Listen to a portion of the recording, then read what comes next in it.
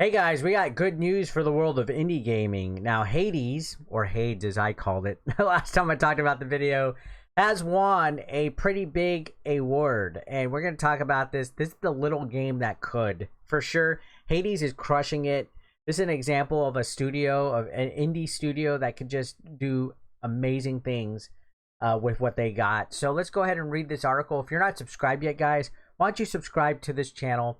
Now, again, I have yet to play Hades, but I want to. Shout out to the RuneScape old school freaking advertisement right here, by the way. I used to play RuneScape in high school. Now, Hades wins Game of the Year at DICE Awards 2021. The indie game receives 5 awards, including one in Outstanding Achievement in Game Design. So this is big, guys.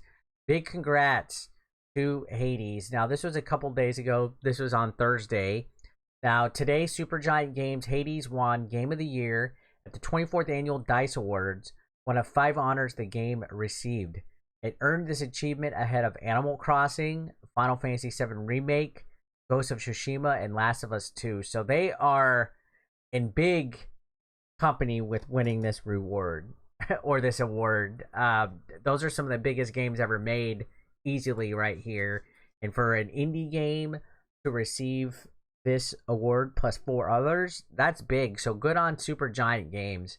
Now, the DICE Award organizers, the Academy of Interactive Arts and Sciences, awarded Hades with Outstanding Achievement for Game Direction, Outstanding Achievement for Game Design, Outstanding Achievement for an Independent Game, and Action Game of the Year. So that is some big awards there. I know the game looks amazing with the graphic style.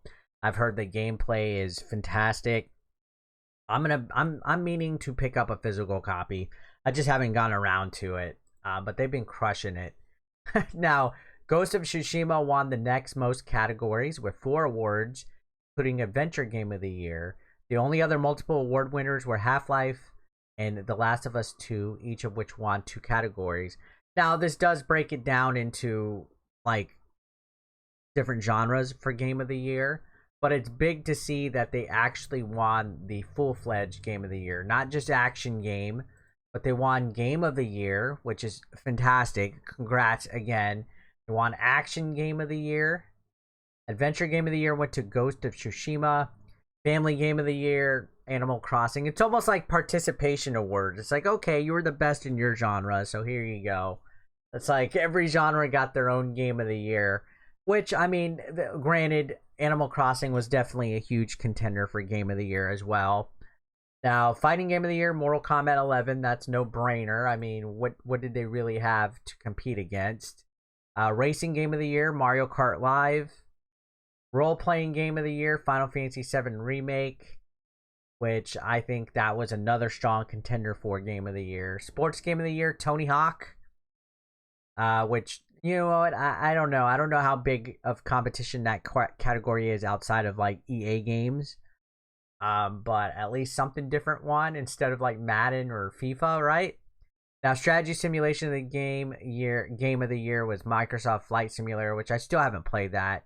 I know that was on PC Game Pass. Then we got immersive reality technical achievement for Half-Life Alyx. Immersive reality game of the year. That's a very fancy sounding award. Mobile Game of the Year, Legends of Runeterra. I didn't play that. I've never even heard of that. Online Game of the Year, Fall Guys. Yeah, Fall Guys was pretty big for quite some time. Does anybody even still play Fall Guys? Does anybody really still play Fall Guys? Let me know in the comment section down below. Now, Outstanding Achievement in Game Design is Hades. Outstanding Achievement for Independent Game, Hades. Outstanding Achievement in Game Direction, Hades. So they crushed it with 5 different awards. Outstanding Achievement in Animation was The Last of Us Part 2. Outstanding Achievement in Art Direction is Ghost of Tsushima, and I think that is fantastic. Now, some of these, again, sound like participation, like Outstanding Achievement in Character. Like, what exactly? Does that just mean your character is good? So, Miles Morales won that.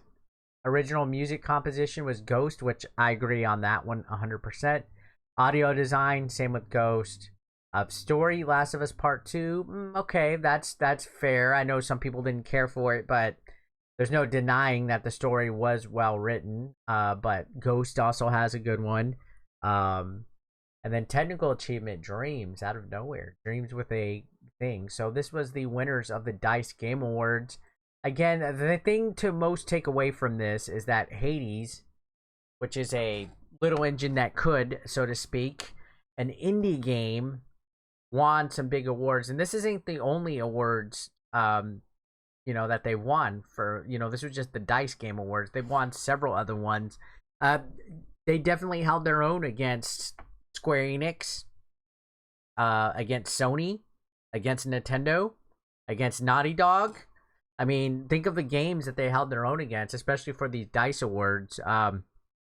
They held their own against Last of Us 2, which is so acclaimed that they're getting their own HBO series. They're getting a remake of the original game again after they had a remaster. You think of Final Fantasy VII Remake, which is one of the most hyped RPG games to come out. That's gonna have multiple parts. You think of Ghost of Tsushima, which is getting a movie adaptation and is one of Sony's newest, most successful IPs that sold millions of titles. That it's gonna be amazing to see a movie about, and was a fantastic story. Had great gameplay, graphics. Was a huge open world game.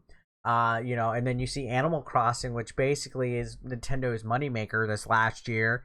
The big, social engagement game that was pretty hyped, that had its own Nintendo Switch console.